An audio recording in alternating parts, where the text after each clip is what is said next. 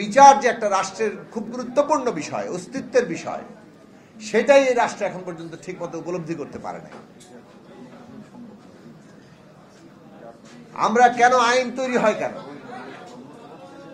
এই প্রশ্নটা নিজেদের আমাদের নাগরিকদের প্রতিদিন করা দরকার।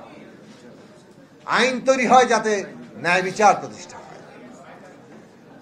কাজেই ন্যায় বিচার ছাড়া এই যে রাষ্ট্র যে আমরা বল প্রয়োগ করতে পারে, রাষ্ট্র যে ক্ষমতার একটা কেন্দ্রীভবন ঘটায়, আমরাই তো সেটা অনুমোদন দিয়েছি, নাগরিকরাই তো এই অনুমোদন দেয়। কিন্তু কেন দেয়? কিসের ভিত্তিতে রাষ্ট্র এই ক্ষমতার কেন্দ্রীভবন ঘটাতে পারে? রাষ্ট্রের হাতে একচেটিয়া ক্ষমতা দেওয়া হয়েছে, কারণ রাষ্ট্র ন্যায় বিচার দেবে সেটার, এবং সেই ন্যায় বিচার দিতে হলে তাকে আইনের উপর, এবং সেই আইন জনগণের পক্ষে, সমষ্টির পক্ষে আইন হতে হবে। আইন যদি এমন হয় যে ব্যক্তিকে স্বেচ্ছাচারী করে ফেলছে, তাহলে সেই আইন ন্যায় বিচার দিতে পারবে না। আর যে আইন ন্যায় বিচার দিতে পারে না, রাষ্ট্র সেই রকম আইনের উপর যদি দাঁড়িয়ে থাকে, সেই রাষ্ট্র আর ভায়াবল থাকে না, তার অস্তিত্ব হুমকির মধ্যে পড়ে।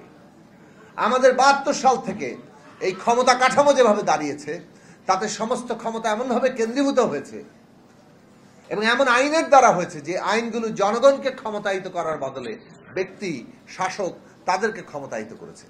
তারা স্বেচ্ছাচারী হয়েছেন নানাভাবে, এবং সেই স্বেচ্ছাচারিতার চূড়ান্ত পরিণতি শেখ হাসিনা আমাদের দেখিয়ে দিয়ে গেছেন কিভাবে সমস্ত রাষ্ট্রকে পকেটের মধ্যে ঢুকিয়ে ফেলতে হয়। সেটা প্রধান বিচারপতি থেকে শুরু করে, সেনাবাহিনী থেকে শুরু করে, পুলিশ থেকে শুরু করে, আমলাতন্ত্র, এগুলো তো কোনো বিষয়ই না তাদের কাছে।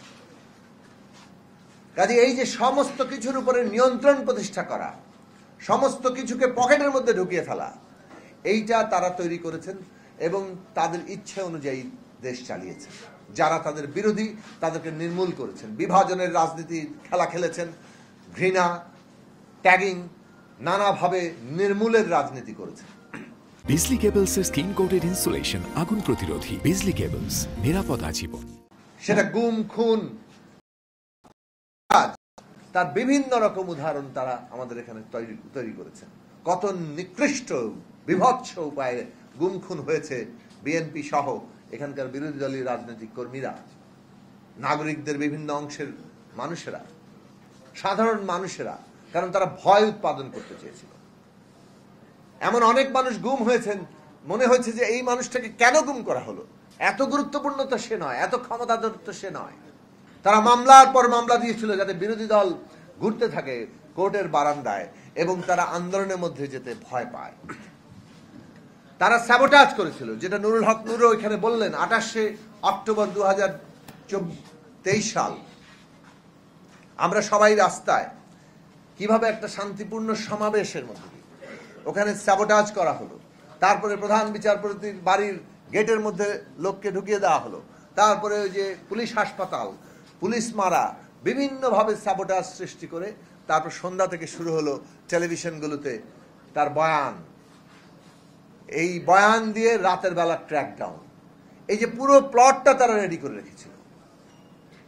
তো সেইখানে এই নানান কায়দায় যে আসলে ক্ষমতার কেন্দ্রীভবন, ন্যূনতম জবাবদিহি না থাকা, যে কোনোভাবে হোক মানুষের উপরে অন্যায়, হত্যা, খুন সবকিছু চাপিয়ে দেওয়া, এইটা রাষ্ট্রকে, মানে তার অস্তিত্বকে হুমকির মধ্যে ফেলে। ফলে শেখ হাসিনার রাষ্ট্র কিন্তু ভেঙে পড়েছে।